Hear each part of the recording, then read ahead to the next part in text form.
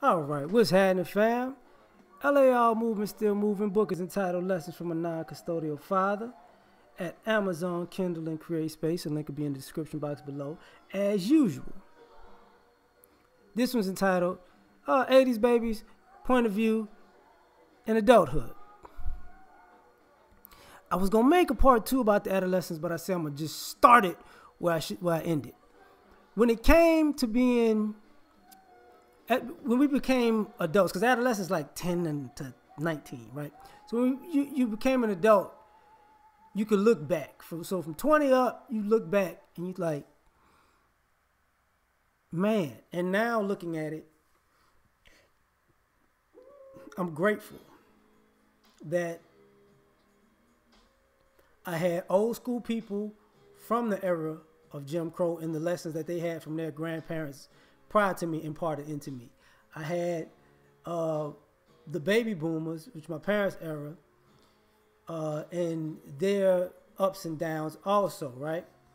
And I had our cool, fun childhood, and at the same time, our negative, criminal part of society with the crack era and breaking up families and all that other stuff. And the up and down of even the societal social view of us, because it was split. And like now, I sparked this whole series started because I saw a guy talking about kids sagging while he was sitting in his car as a grown man with gold teeth, smoking weed, as if he had some type of decorum. Like, it's like, shut up. And I remember when I became an adult and I became a man, and I had to start taking care of myself and taking care of my child and remembering all the old school lessons that were taught to me about life that I, as a kid, sometimes didn't understand or ignored, and then as an adult, I used them to move forward in life, right? And then I also remember the things that in some ways would be considered counterproductive, that in this particular society, for some odd reason, work.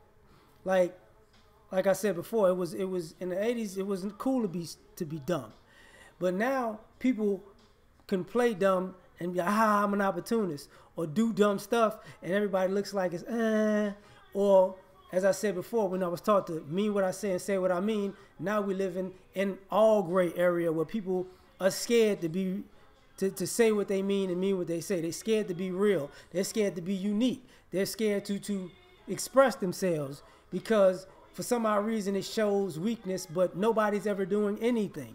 Like nobody's ever doing anything strong because everybody's just posturing like they're doing something, right? And the growth of the technology from, I remember having a black and white TV all the way to now the 4K TV. I remember having a rotary phone all the way to having a friggin', phone on your watch, right? I remember when my parents had a Maverick. Some of y'all know what the hell that is. To now, the cars that's out and the things that go with them.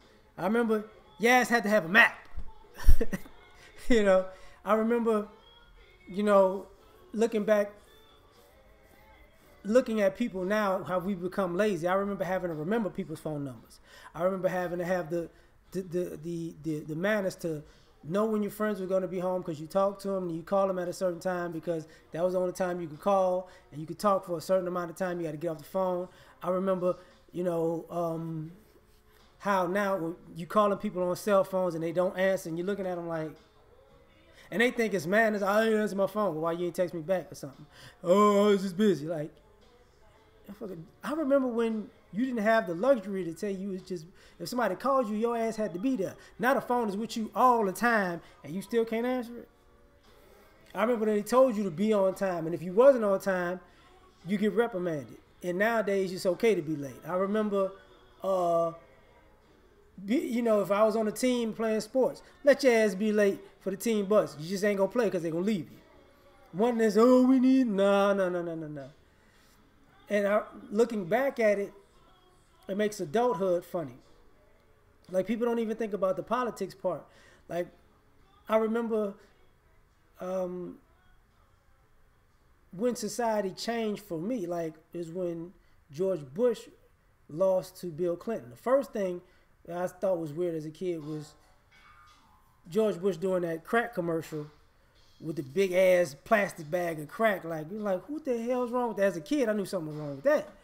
But people forget that he lost to Bill Clinton partially because he went to a grocery store, and that's when they had the scanners.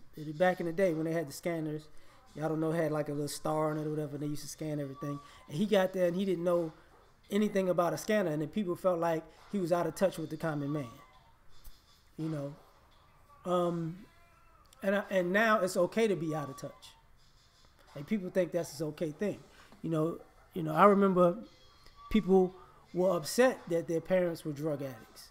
You know, now people, you know, that wasn't cool. You couldn't come around a family if you was a drug addict. You know, that's why people stole from their family. They had to break into the damn houses because everybody in the family, such and such, on something they done. But now everybody wants to be all, oh, they have a problem. Wasn't feeling that. Looking back as now as an adult, like, the things that 80s baby were taught to do sometimes are counterproductive in this particular society. That's why I brought up Mike Tyson, because the things that they did back then, when you crossed the line, it was normal to get smacked in the mouth. Now, people cross the line on purpose, and nobody's gonna do anything to me because I'm special. And then when you crack somebody upside their head, it's like, you know, nobody used to ask questions. If you broke in somebody's house and got shot, nobody didn't go, oh, why you shoot me? I was just stealing from you. I just broke in your house. I was just trying to get some money. Like, no. You know, people knew right and wrong and manners, and people knew people wasn't playing. And people knew the cops wasn't going to protect you for being a fuck up, you know? And that's when I look back at it. Now I'm like, wow. Because there were no participation trophies for an 80s baby. We wanted to be better than people. We like competing. A lot of people think we just, you know, especially black kids in here, we just, oh, they like playing sports, they stay way out. Yeah, it was the competition, really. We liked seeing who was the best at anything. Like, it didn't care if it was sports. It didn't care if it was drawing. We didn't care if it was just talking to girls. We didn't care. Like, we just wanted to be the best at something. It was a competitive society in the 80s for 80s babies. In the 80s and for 80s babies. We wanted to be the best because we grew up in households that told you had to be the best. And we saw so much excellence. We knew to be all the things we dreamed of, we would actually have to be head and shoulders above the competition. Not just by a little bit, a mountain of difference. Nowadays, it's like inverted. Like, we're living in a society of mediocrity to the point where people hate it that you're great. Like, people hate, they too good, we can't fuck with them. You know, and I remember that happening with Michael Jordan. You know, but that's what I mean by being head and shoulders. Because every time you was like, oh, Mike, I'm so sick of him dropping 30 every night. He would just do something spectacular every fucking night. Something. So it was, you know, and I saw that die out as an 80s baby. I see that die out. Like, there are not too many electrifying people in the world anymore because excellence isn't an issue anymore. We don't want to be excellent. We just want to. We traded actual excellence for the fashion of excellence. You know, we know what it looks like. Like, if somebody was excellent in how they walk and talk and spoke and handle themselves, instead of practicing to be great, now we practice. This is how Michael Jordan walked. This is how presidents spoke. this is the Rock stare. Like, but when it's time to put in doing some real work, motherfuckers just, I need to, can I tag somebody in on actually doing some real shit? Like, I just know how to look the part. I don't know how to be the part, you know? And that's why I even impart this to my child. I'll be like, look, man, it's not like when I was coming up. Like, you don't have to be as good as we had to be at anything. You know, I remember the looking back at it now, I could see how racist America was and is now. I could see that, you know, there were adult men competing with us when we were teenagers and preteens, and they didn't want us to get ahead in life. I can see how people talk about the haters, and the haters really stem from people who work their way to get out of the hood. Not the hood as in the good part, the hood as in the bad part where you couldn't keep anything nice. So you had to move other places if you wanted to keep nice things, if you worked hard to gain and acquire nice things. And people were hating on people because they didn't see themselves getting out, because they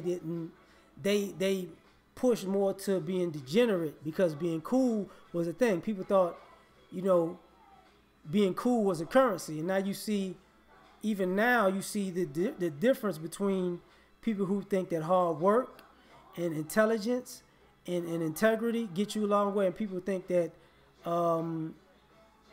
cool persona and manipulation gets you a long way. And you see how those two ideologies just don't mix. You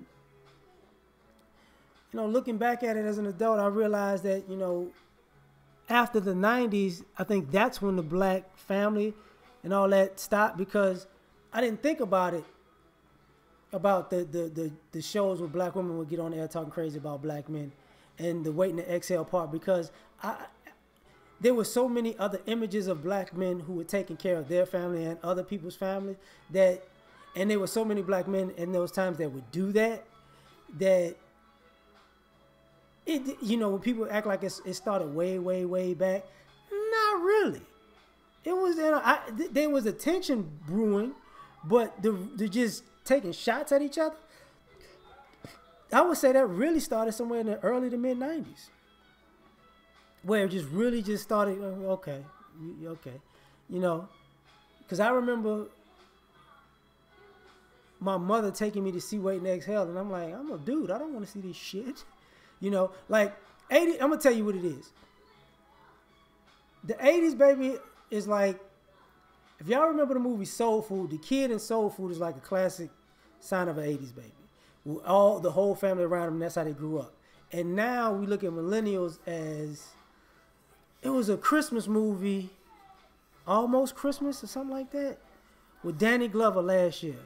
With Danny Glover and Romney Malco, and I think the kids, Gabrielle Union, that's how some 80s babies grew up, and how millennials grew up, where they really, some of us are really harsh and hard on the ground, and some of us are really spoiled, you know, and the two things don't meet. Like, I'm gonna say this and get out of here. What I learned about adult, like, everybody likes to be so hood and street.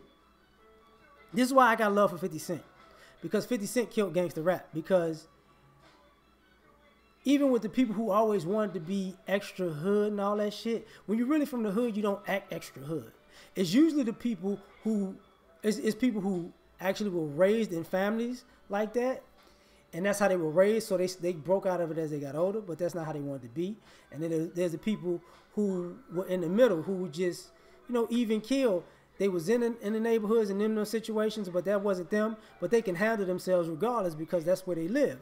And that's what they dug around. And then there was the people who were, quote unquote, raised in good families, who just wanted to slum and do hood stuff. And it's a lot of people, just from my 80s babies perspective, who want the clack shit and half ratchet, and I'm hood, but I'm corporate type shit. Those are them kids who really wasn't in it like that, who really didn't go through it like that. Like, you know, but now all of a sudden they want to play that role. And that's why I say I thank 50 Cent, because a lot of people back in the day were hopping on gangster rap. And then when you heard 50 Cent's life story, see, other rappers couldn't fucking say that. Other rappers couldn't fucking say, oh yeah, my mama was a drug dealer who got killed by a drug dealer, and I was raised by my grandparents, and I was in them streets, and I got shot because I was in them streets, and now I'm here rapping about this real street shit. It was a lot of motherfuckers who didn't come up like that, who just put on some fucking clothes and said they was a certain way. And that's, I attributed that to this society where a lot of people now just put on clothes, put on the uniform of what they want to be, but not, they're really not that, no matter what it is. And because of all the nuances of 80s babies, families, and life, and the change in society, you know, we know the difference. So I'm out.